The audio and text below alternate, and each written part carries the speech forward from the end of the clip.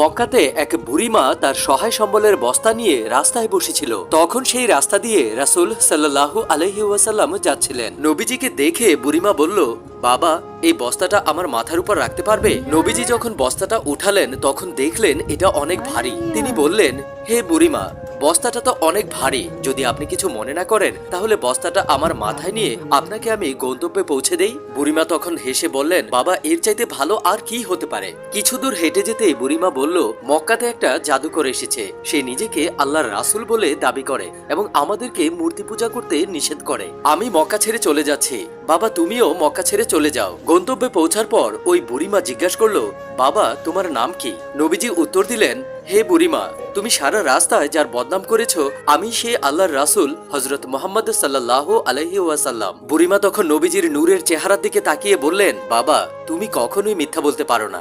সুবহানাল্লাহ।